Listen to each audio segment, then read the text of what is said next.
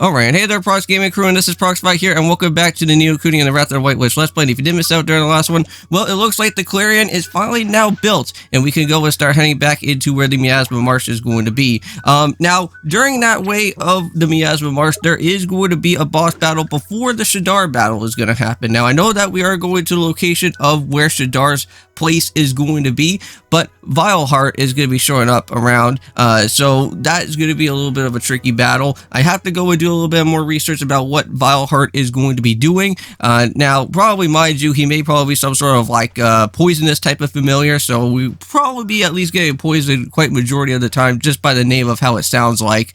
But here's this little secret inlet grotto. Now, if you guys remember, we are on a bounty hunting type of mission out here for a little bit, because we went to the Swiss Solutions during the last episode, and this area here in particular for right now is a spot where you can go and battle out with a turtle familiar, and I want to say it's like the next evolution up. We have seen one of the turtle enemies before that kind of looks like Squirtle in a way, but this guy is like more in an orgy form, and he's more defensive, so you want to be a little bit careful when you're heading on into this, but you will get a really nice good reward for that Fang item. But reading up on what this actual Fang item is that even though that it's a great type of item to like boost up on your stats, it is going to have some catastrophic type of output as well too, not only just towards to the enemy, but also towards to yourself as well, which that kind of sounds a little bit scary, but we'll have to see what happens during our time if we ever go and see who familiar that I'm going to go and bring that over to with.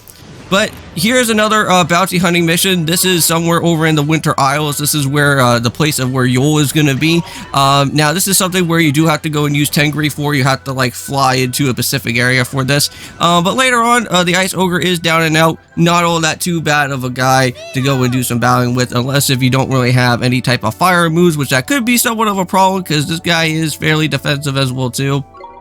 But we are going to go and head back to Yule right now to claim out with the items that we do want. I know that we still have one more other type of underway bounty hunting mission that we still have to go and do with, but we have a lot of Mara stamps, so that should at least complete out with another one here.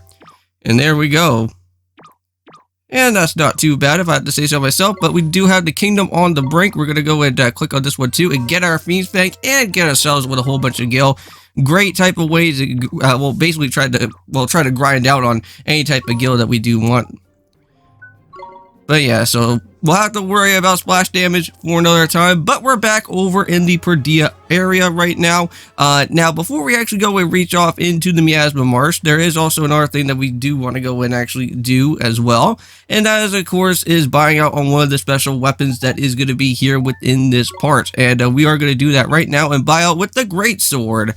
And that is going to be worth for the 10,000 gold that we have to go and do. There is also that 13,000 gold for the new item for if we wanted to go and pass that along to binge, but I'm not going to go and do that for right now. We'll get ourselves somewhat started with our first of the buying of the great swords, and we will throw that over and put that towards to where King is going to be and bump him up with a little bit more extra stats, and we'll probably go and sell on one of our blazing blades here. I don't think there's really no amount of time for us to go and really use that any more than it needs to be.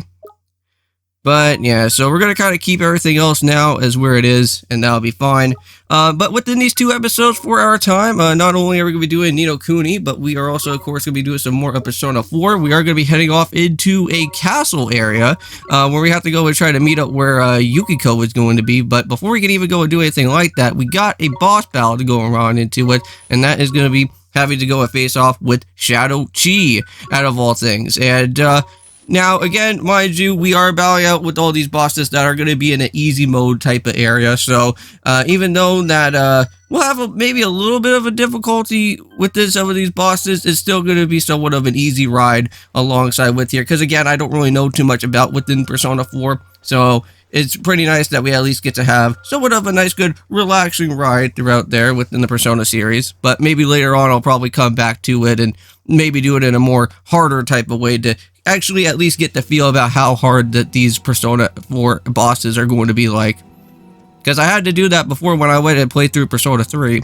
Because even though that I never really knew too much about within the Persona games, it was pretty nice to go and come back to it and try it in a much more harder type of spot, which I'll probably do that from when we go into the Persona 3 series later on, after once we're done with this one that we got.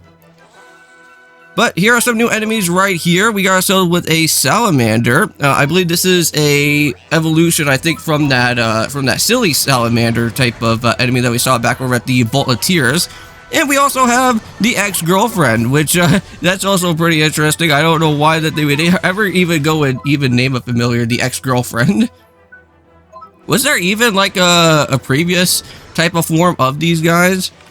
I'm not really too entirely certain about that. But I think we may probably have one of them, I think, as well, too, if I kind of vaguely remember. But we're going to go ourselves with a frostbite. Hopefully that's at least going to do some damage right there. And just like that, that familiar is also gone. And I think that should be about it. I don't think there's really any other type of familiars that did show up around within the entranceway of the Miasma Marsh. But Swain did get all the way up to level 44, but no new type of moves for him though. I think our last one was the blind shot that we went and picked up. So pretty nice that we can at least be able to go and stun enemies and actually kind of give them a little bit of loss of accuracy though. But we're at our time of another little Halloween spot now. But this one's going to be a little bit more so rainy and very muggy around here.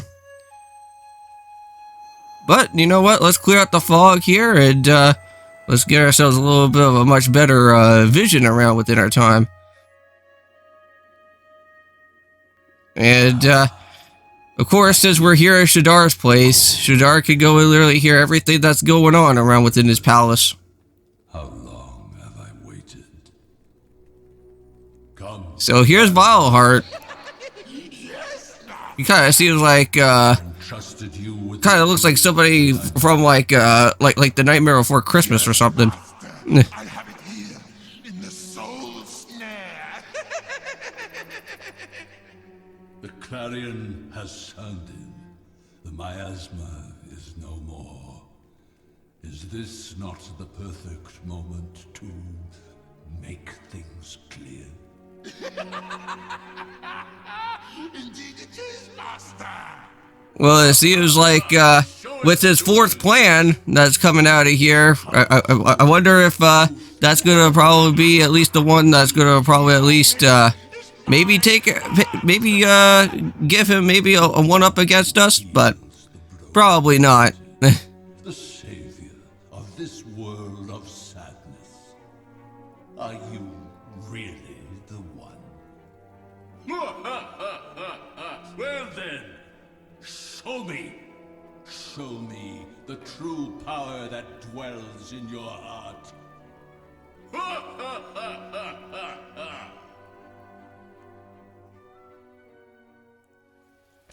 So at least now with the fog getting cleared up, at least there's not going to be any type of like any type of effects or anything that's going to be causing out here.